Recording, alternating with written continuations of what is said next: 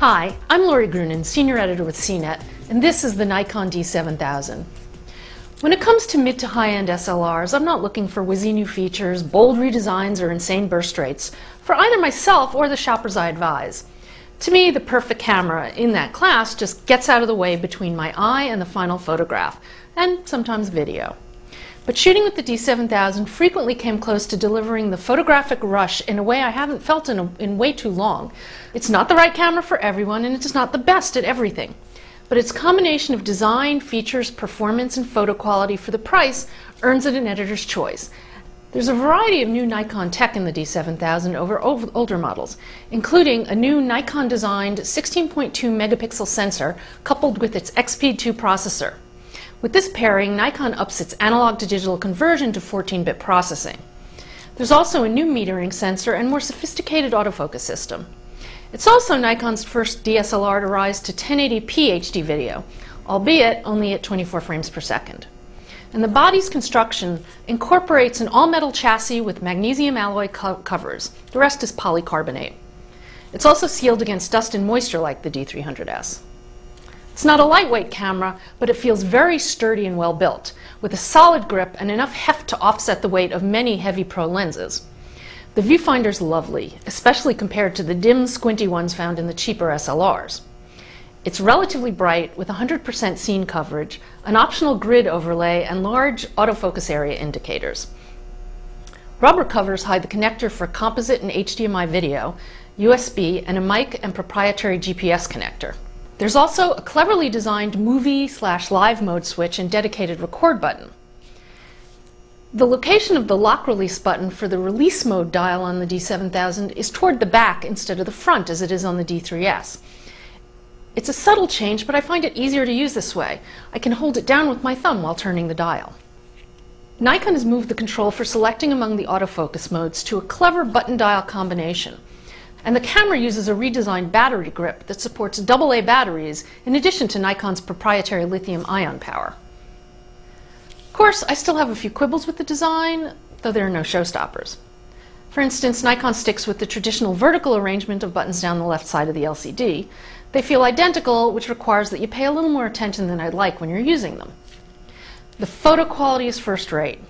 And despite the resolution increase, it stands up very well against the D300S as well as most competitors. Though I'd probably say this D7000's JPEG photos are clean up through only ISO 800, they remain good through ISO 1600. By ISO 3200, shadow detail gets pretty noisy. Exposure and metering are solid and consistent, and the camera reproduces color faithfully when you want it to.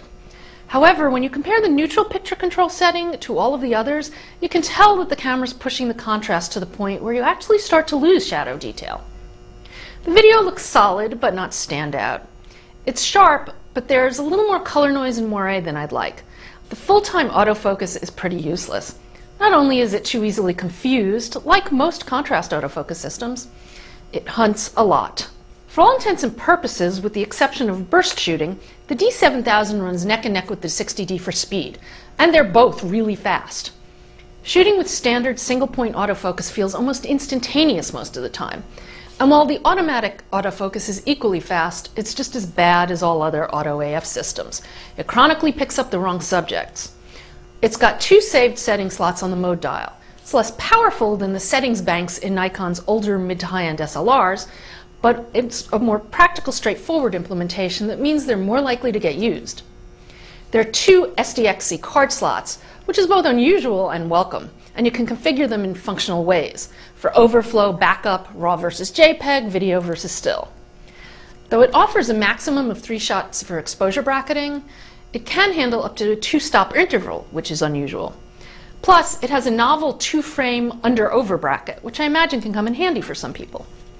For video capture, you have full manual exposure controls and a handful of microphone sensitivity settings.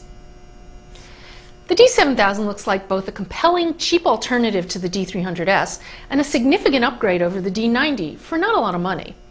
For video shooters, the cheaper 60D still has a slight edge.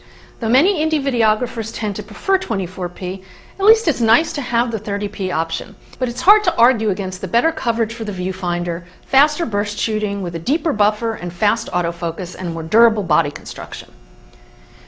The D7000 stands out as a great camera for experienced photographers and pros who don't have specific needs like full frame or the fastest burst possible.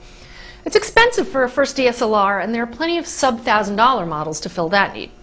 But if you're ready to replace your current DSLR with something a little more powerful, a look at the D7000 should top your to-do list. I'm Lori Grunin, and this is the Nikon D7000. For your daily dose of tech news, check out CNET's Loaded.